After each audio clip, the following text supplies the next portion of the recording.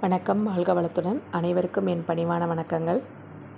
சங்கடங்கள் தீரணும். வீட்டில் எப்போவுமே மனக்கசப்பு, சங்கடங்கள் இருந்துகிட்டே இருக்குது. ஏதோ ஒரு மனக்குழப்பம் இருந்துகிட்டே இருக்குது. அதுலேருந்து வெளியில் வரணும் அப்படின்னு சொன்னால், மனம் சார்ந்த பிரச்சனைகள் எதுவாக இருந்தாலும் என்ன பண்ணலாம் அப்படின்னா, சங்கடகர சதுர்த்தி, அதாவது தேய்பிறை பௌர்ணமிக்கு பிறகு வரக்கூடிய தேய்பிறை சதுர்த்தி அன்னைக்கு சங்கடகர சதுர்த்தி அப்படின்னு சொல்லுவாங்க. அந்த நாளில் நீங்கள் போயிட்டு விநாயகருக்கு அருகம்புல் சாற்றி அர்ச்சனை செய்து வழிபாடு செய்யும்போது உங்களுடைய சங்கடங்கள் அனைத்தும் தீரும். அதே போல் பார்த்திங்கன்னா, பிள்ளைகள் படிக்கலை, சரியாக படிக்கலை, சொல்கிற பேச்சு கேட்கல அப்படின்னு சொன்னிங்கன்னா, எருக்கம் திரி இருக்கு இல்லைங்களா, அதை சங்கடகர சதுர்த்தி அன்னைக்கு விநாயகருக்கு அகல் தீபம் ஏற்றி, அகல் விளக்கில் நெய் ஊற்றி எருக்கம் திரி போட்டு தீபம் ஏற்றி வழிபாடு செய்துட்டு வந்தீங்கன்னா உங்கள் குழந்தைகள் படிப்பில் சிறப்பாக வருவாங்க. அதே போல் உங்கள் சொல்படி கேட்டு நடப்பார்கள். நன்றி, வணக்கம். வாழ்க வளத்துடன்.